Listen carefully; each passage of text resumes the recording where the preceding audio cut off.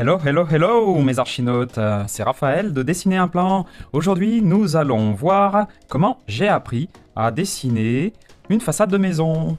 Voilà, donc, comment j'ai appris? Je vais vous raconter ça. Bon, aujourd'hui, c'est un tuto vintage, hein, tout simple. Vu de haut, on ne voit pas ma tête.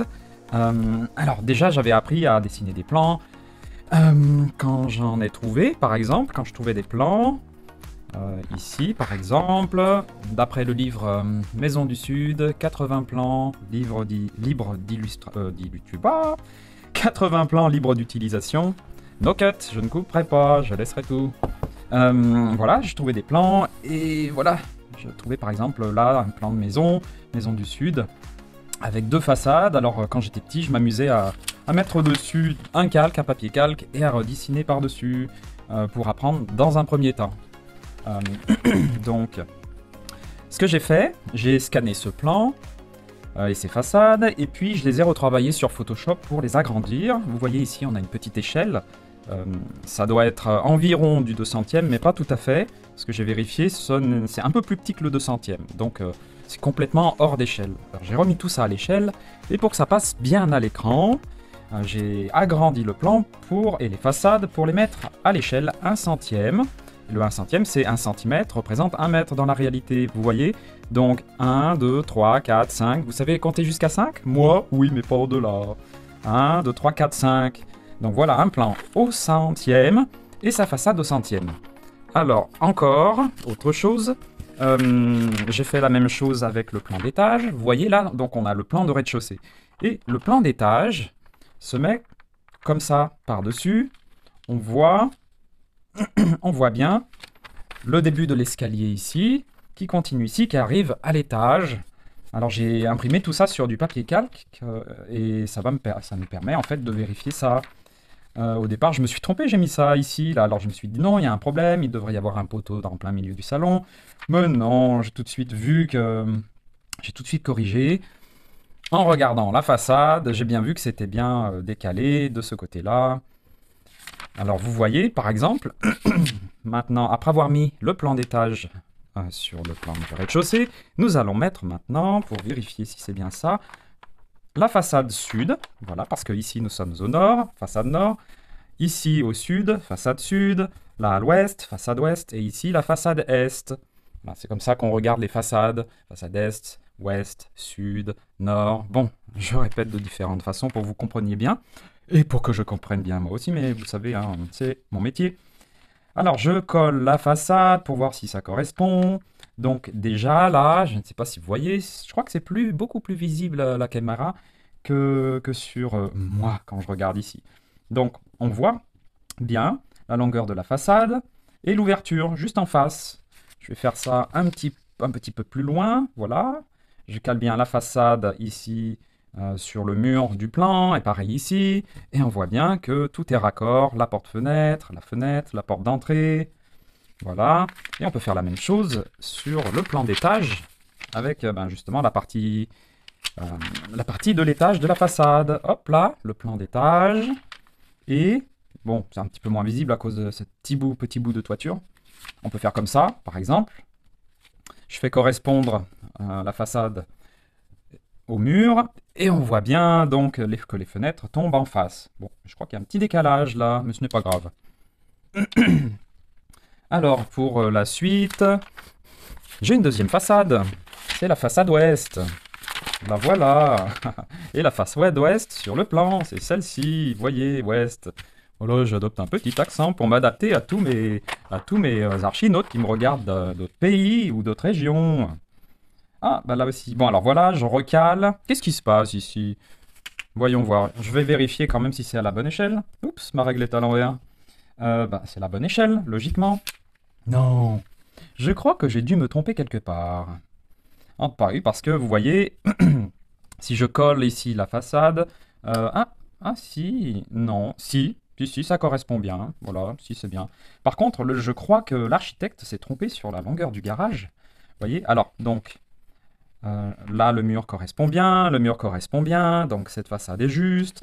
Par contre, en ne bougeant pas le plan et la façade, je vois bien que sur le plan, le garage dépasse un petit peu. Voilà, donc il y a une petite erreur au niveau du plan. Si je regarde ensuite, vous voyez la largeur de ce pignon là, parce qu'on appelle ça une façade pignon, ça correspond en fait à cette partie de la façade ici, en fait. Ah. Oh, il y a un auvent ici, je remarque. En fait, vous voyez, il y a un petit auvent, un poteau qui doit correspondre ici à un auvent. Ce auvent que l'on retrouve ici, vous voyez?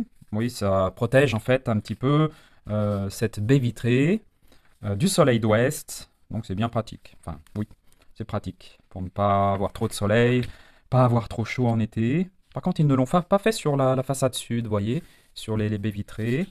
Bref, je continue sur mon pignon. Je le place là et on voit bien que c'est sur le plan, par rapport au plan, c'est bien la même largeur, la même distance. Bon, promis, je ne couperai rien. Comme ça, vous verrez comment je suis en réalité. Donc voilà, aujourd'hui, ce que je voulais faire, c'était redessiner cette façade, vous montrer comment j'ai appris à dessiner des plans. Et donc, ici, des façades. Je place ma façade ici, je colle des petits bouts de scotch pour qu'elle ne bouge pas. C'est du scotch crépé, donc c'est facilement repositionnable. Voilà. Ensuite, je pose mon autre feuille de calque, celle sur laquelle je vais dessiner. Bon, j'essaye d'être raccord là. Hop, hop, hop, voilà.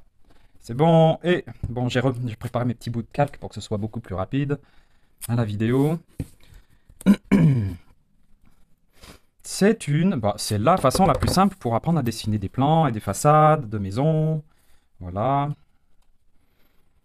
C'est à la portée d'un enfant. Moi, j'ai adoré le calque. J'ai connu le calque, je crois, quand j'avais moins de 10 ans.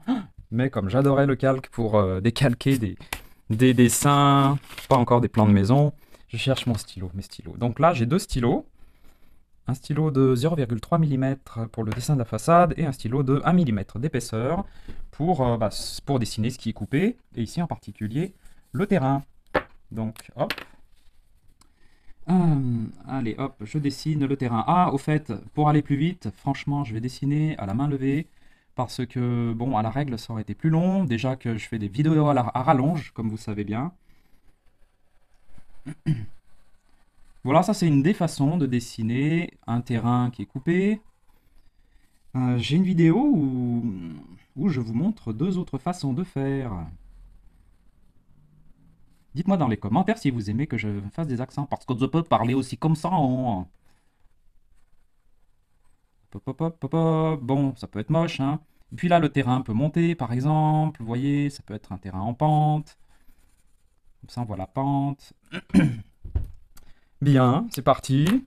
Donc, bon, globalement, il y a plusieurs étapes pour apprendre à dessiner un plan de façade. On ne va pas commencer par les détails, comme les fenêtres, le toit.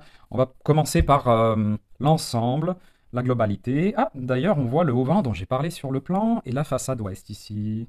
Ça, je ne l'avais pas remarqué quand j'ai préparé les plans, les façades. Donc, je vais faire la silhouette générale avec la toiture.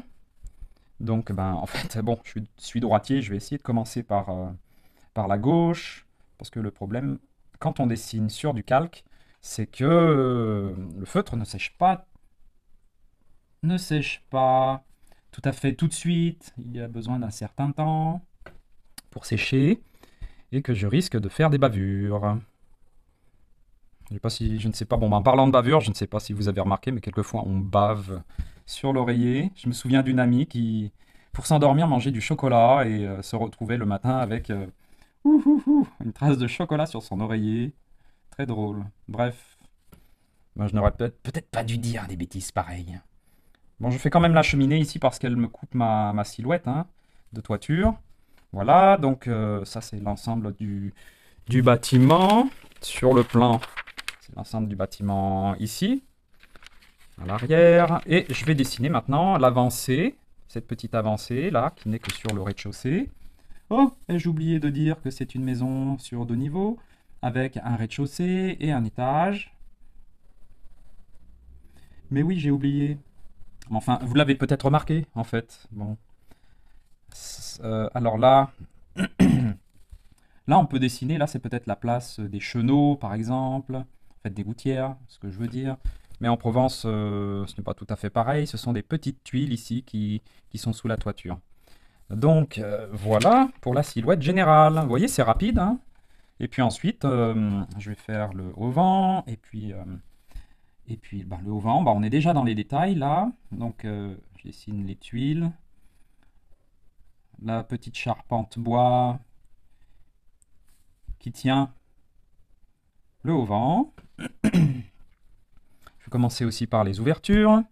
Ah, en fait, le fait d'agrandir du 200e au 100e, comment dire, ça assombrit certaines parties, là, comme les traits sont devenus 2 fois plus gros.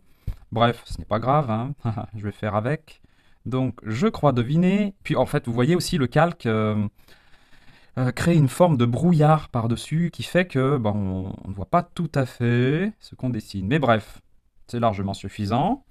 Vous voyez, là, je dessine la silhouette générale des volets. Voilà, là, tiens, c'est pas mal de décoller ça un petit peu pour voir. Voilà, je décolle. Vous voyez, on a dessiné la silhouette générale. Maintenant, on va dessiner les silhouettes générales des ouvertures et on fera les détails après. Toujours mon histoire de... Est-ce que c'est bien sec? Oui, c'est bien sec, je pense. Une petite fenêtre à l'étage. Une vraie fenêtre avec ses volets à l'étage. En même temps, vous apprenez un petit peu le vocabulaire en faisant ça. Alors donc, vous pouvez faire le même exercice, si vous voulez, en allant sur mon site, sur mon blog, parce que pour chaque vidéo, je crée un article de blog, et où vous pouvez télécharger, en fait, tous les plans, façades, gratuitement, voilà. Et si vous voulez faire l'exercice, ensuite, donc les télécharger et les imprimer sur votre imprimante, mais attention à bien les imprimer à l'échelle, sur votre pilote d'impression, à l'échelle 100%. 100%, parce que je sais que moi, par exemple, j'ai oublié de faire la toiture, petite toiture, là, à pan coupé, comme on dit. Oui, voilà, donc sur le pilote d'impression, 100%, je disais, et ben mon imprimante, elle imprime par défaut à 97%. Ça veut dire que ça réduit légèrement ce que j'imprime, et du coup, je n'aurais plus été à l'échelle 1/100e. Voilà. Je vous avoue aussi que j'ai passé beaucoup de temps sur Photoshop à retravailler ces plans et façades pour qu'ils aient, comment dire, une présentation comme un architecte ferait, c'est-à-dire que j'ai dû réécrire ici le titre, façade principale au sud, et ensuite l'échelle, 1/100e, et j'ai mis la petite échelle graphique ici, juste là. Là j'ai noté la référence du livre. J'ai placé la façade sur mon format A4 parce que, en fait, je ne sais pas si vous avez vu, si, je vous ai montré au début. Bon, je m'y perds un petit peu, mais vous voyez, c'est tout mélangé. La façade principale ici n'est pas tout à fait... Enfin bref, ils ont fait une mise en page pour essayer de tout mettre dedans. Et, chose très drôle aussi, c'est que l'échelle graphique est complètement à l'envers. Elle part de 0 ici et remonte jusqu'à 5 comme ça. Alors, habituellement, on le fait dans le sens inverse. Voilà. Voilà, donc j'ai essayé de mettre un peu d'ordre dans tout ça. Alors, voyons voir si je n'ai rien oublié. Vous voyez, donc on a dessiné la silhouette générale et les ouvertures générales. Par quoi vais-je continuer? Alors, je vais continuer par la partie haute, parce que toujours mon histoire de je bave. La toiture, vous voyez ici qu'ils l'ont dessinée comme ça, mais on voit bien que c'est l'ordinateur qui l'a dessiné, et moi je ne vais pas redessiner de cette façon-là non plus, parce que ma vidéo ferait 3 heures, 5 heures, 10 heures. Pas. Alors, ce que l'on fait en général, et moi ce que je faisais à l'ordinateur, c'est ce qu'il y avait de plus simple, je faisais comme ça, des traits verticaux qui montrent bien le sens de la toiture. Bon, à un moment donné, je vais peut-être mettre une petite flèche vers le bas, pour qu'on comprenne bien. Mais voilà ce que je vous conseille de faire, en tout cas. Je le fais à la main levée, faites-le à la main levée, faites-le à la règle, comme vous voulez. Comme ça vous arrange. Comme ça vous plaît. Vous voyez par exemple ici je vais mettre une petite flèche, ça indiquera bien. Vous voyez, hein, on voit comme ça que c'est une toiture, et on le verra encore mieux sur le pignon avec le toiture dans cette pente. Oui, la toiture avec cette forme de pente. Mais quand on est en face, en fait, on aplatit tout. Donc la toiture qui est en pente comme ça, vous voyez, c'est complètement aplati, on ne comprend pas forcément. Donc il faut un mode de représentation. Et donc ce mode de représentation est codé en architecture, en plan d'architecture, et on le code de cette façon-là. Voilà. Bon, je vais essayer d'aller vite. Globalement, on peut faire dépasser les traits, ou ce n'est pas grave sur des plans d'architecture. On peut aussi ne pas aller jusqu'au bout. Voilà, donc on dessine à la main en général à l'esquisse par exemple, mais si vous voulez faire ça serait un plan par exemple de permis de construire, vous voyez, dessiné au trait avec beaucoup de détails, même sur les volets. Et voilà, donc maintenant on va s'attaquer au reste des fenêtres. Là je pense aux appuis en béton, parce que c'est une maison qui est apparemment en maçonnerie, en béton, en parpaing. Voilà, ce n'est pas une maison en bois. Donc j'ai dessiné les appuis de fenêtres qui sont en béton, intégrés dans la maçonnerie. Ensuite la menuiserie. On va faire simple, hop. On fait un cadre.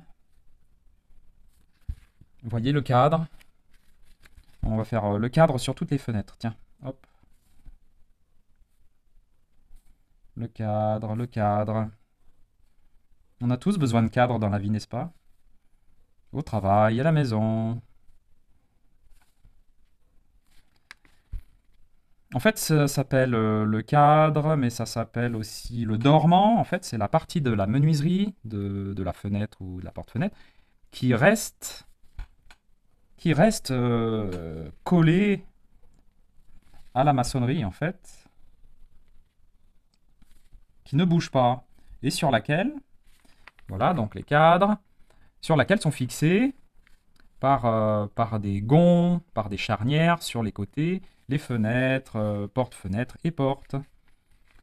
Bon, allez, on va faire au plus simple, franchement.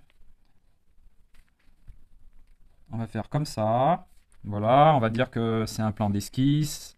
Donc quand c'est un plan d'esquisse, on fait quand même plus simple, hein, parce que je ne sais pas, là vous voyez tous ces petits détails assombrissent beaucoup le dessin. J'adore les plans d'esquisse parce qu'en fait c'est rapide à dessiner, surtout quand on fait des vidéos, quand je fais des vidéos. Et j'adore dessiner à la main, lever en fait aussi. Parce qu'en fait, voilà, oui, bon, je dis beaucoup en fait, et voilà, et donc, et du coup, vous remarquerez, promis, je ne couperai rien au montage. Je ne sais pas combien de temps j'ai mis, mais voilà, c'est une façade express. Tiens, tiens, j'ai oublié cette petite toiture. Tac, tac, tac, tac, tac, tac, tac, tac. Hop, hop, hop. Là aussi, on peut noter le sens de la descente vers le bas. Hop, hop. Tac, tac, tac. Tac, tac, boum, boum. Comme on disait autrefois. Ça dépend de quelle autre fois dont on parle. La porte d'entrée qui est vitrée. Vous voyez, avec une petite partie en vitrage. Comme quand on était enfant, on dessinait les fenêtres comme ça, un petit carré. Et puis une croix à l'intérieur. Et voilà, c'est fait. Bon, bah c'est une esquisse, hein. C'est bien moche. Oh, oh, oh, oh, oh, oh. Si on veut, on dessine l'arbre aussi. Ça a l'air d'être une sorte de, je sais pas, de chêne-liège, d'olivier ou je ne sais quoi. Je ferai une autre vidéo où vous montrer comment dessiner de la végétation sur une façade et sur un plan. Voilà, enfin, je fais plein de promesses, hein. J'ai tellement d'idées de vidéos, c'est incroyable. Et je ne suis pas sûr de tenir mes promesses, mais en fait, c'est surtout parce que il y a tellement à faire comme sujet de vidéo. Bon, voilà.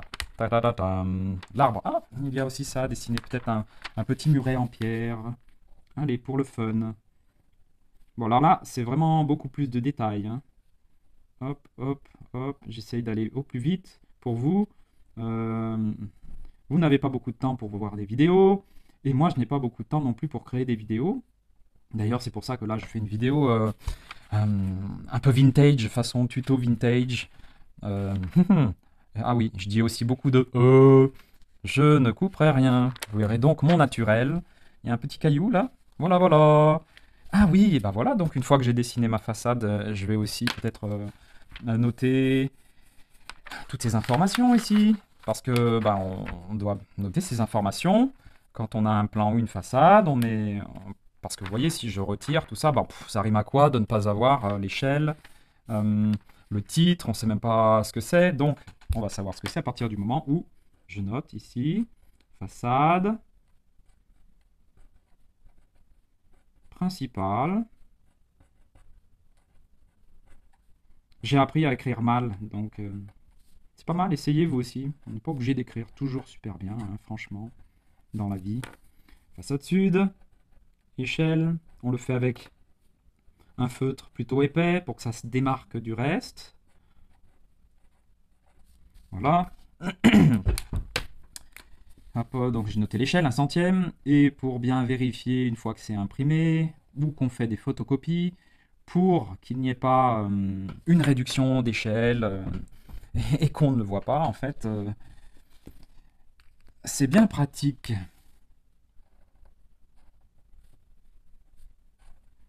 Ça permet de vérifier si on a imprimé un plan, une façade à la bonne échelle. Parce que franchement, si on ne le fait pas à la bonne échelle, eh ben c'est pas cool pour les entreprises, pour les clients, pour mesurer. Pour mesurer, d'ailleurs, ben, la longueur de cette façade est de 15,50 m. Vous voyez, avec cette échelle, quand on est sûr, on peut mesurer ben, la longueur de la façade, 15,50 m, la hauteur de la façade principale, qui est de 5,20 m, la hauteur de la petite façade en rez-de-chaussée, 2,40 m, les dimensions des baies vitrées, 1,20 m de large, classique, totalement standard, 2,15 m, dimension standard, de la porte d'entrée 90 par 2,5 m, standard, des dimensions standards, les fenêtres 1 m par 1,20 m, standard, et vous voyez, on peut voir aussi là que les fenêtres en façade sont alignées. La fenêtre est alignée avec la porte. Voilà, là, ici, on est centré. Là, on n'est pas centré. Bon, mais ce n'est pas grave, hein. Mais il y a une certaine cohérence. Vous voyez, cette toiture est à la hauteur de cette toiture. Est-ce que je vous fais l'affront de faire la deuxième façade? Est-ce que vous voulez? Alors, on en est à combien? Je ne sais pas. On est déjà à 26 minutes. Non.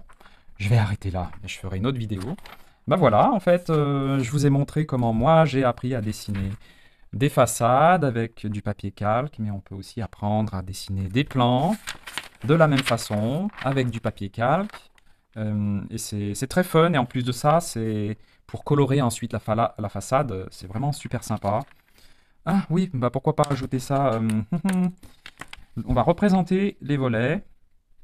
Toc, vite fait, on va dire. Hop, hop, hop. Hop, hop, hop. Je ne vais pas faire les doubles traits. Je ne sais pas si vous vous souvenez, mais ça dépend des époques et des régions. On le fait encore, à mon avis. Mais quand on construit des volets en bois, voilà comment on les renforce en fait par des traverses en bois à l'horizontale et puis en Z, on appelle ça en Z en fait. Ça permet de maintenir ça, les lattes de bois verticales dans ce sens. Vous voyez? Hop là. C'est vrai que ma façade était un peu simplette, mais là ça va permettre de lui donner un petit peu de vie, en fait, voilà. Et pour donner un peu de vie à la façade, on peut aussi ajouter un petit nuage de fumée. Non, non, non, là c'est c'est comme les dessins d'enfants où on ajoute une petite fumée. Non, non, non, on ne doit pas le faire quand même. Franchement, c'est une chaîne sérieuse ici. Je ne sais pas si vous avez regardé mes dernières vidéos. Un peu trop délirante à mon avis. Mais bon, au goût de pas mal de personnes, j'aime aussi, je vous avoue, m'amuser. Mais c'est bien trop long à faire ces vidéos. Donc c'est pour ça que j'ai fait une vidéo tuto vintage, filmée par-dessus, sans me montrer mon visage. Même pas besoin de me préparer. Trop cool. Franchement, c'est bien plus rapide. Et puis au montage, je ne vais pas couper, donc ce sera trop génial. Voilà, donc ça donne un petit peu plus de vie à la façade. Et si on dessinait un petit, je sais pas, petit, un petit rosier grimpant, par exemple, sur cette façade. Puis là, à l'arrière, on peut faire un petit pain. Comment on appelle ça déjà? Bon, comme en Italie, vous savez, en, en Toscane, les pains colonnaires. Voilà. C'est sympa, non hein? Je sais pas, vous trouvez ça comment? Alors, bon, je vais décoller le plan de dessous. Hop, ça paraîtra plus clair. Hop, hop, hop, you plam boom. Voilà, la jolie façade. Vous avez d'autres vidéos, je vous montre comment dessiner des façades très moches. Bah oui, en fait, c'est pour les débutants, quand c'est très moche. Toute simple, cubique. Et on va comparer avec la façade d'origine. Voilà. Bon, bref, faudrait que je découpe le papier, hein, mais est-ce que tout rentre dans le cadrage, là? Globalement. Voilà. Tout rentre bien, comme ça. Moi, je trouve ça sympa, quand même. Qu'est-ce que vous en pensez? Voilà. Et ben, les archinautes, mes archinautes, je vous dis à bientôt. Je suis bien content de vous offrir ce petit cadeau pour la nouvelle année. Et je vous souhaite une excellente année 2024. Dessinez de beaux plans. Abonnez-vous à ma chaîne. Et voilà, parce que ce sera mon cadeau de Noël comme ça, si vous vous abonnez à ma chaîne. Et puis je vous promets, comme j'ai commencé depuis septembre, une vidéo tuto par semaine et une vidéo short par semaine sur YouTube. Et voilà, parce que moi j'ai trop envie de dessiner régulièrement, et c'est ce que je vous conseille pour bien apprendre rapidement. Dessiner régulièrement, la régularité est la clé de la réussite.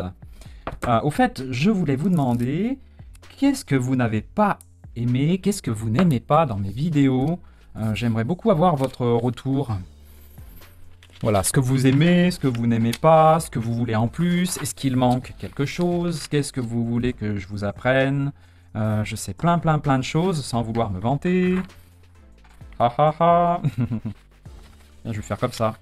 Bon, allez, le tuto est assez long comme ça, hein, déjà 32 minutes, non même, enfin bref. Mais il en faut, des tutos longs. Ça peut plaire à certaines personnes. Voilà, c'est sympa, n'est-ce pas? Bon, vous avez vu, donc moi j'ai trouvé intéressant ce plan. Je pense qu'on va retravailler ce plan. On va dessiner une prochaine fois. J'ai tellement d'autres projets, des maisons à vous montrer. On va dessiner une prochaine fois cette façade de la même façon. Et comme on a que 2 façades de cette maison, alors qu'il y en a 4, vous voyez, donc on dessinera, en s'inspirant de ces 2 façades, on dessinera la façade est, la façade nord, et puis voilà, et puis on essaiera d'arranger un peu ce plan, parce que bon, il date un peu, et je pense qu'il y a des améliorations à apporter, et même à l'étage, j'ai vu qu'on pouvait agrandir les chambres, créer, moderniser un peu tout ça. Voilà, même si c'est sympa comme plan de maison déjà, je trouve, hein. Bon, voilà. Allez, gros bisous, je vous embrasse. Et bonne année encore, à bientôt. C'était Raphaël de la chaîne et du blog Dessiner un plan, en fait, hein, si vous n'avez pas remarqué.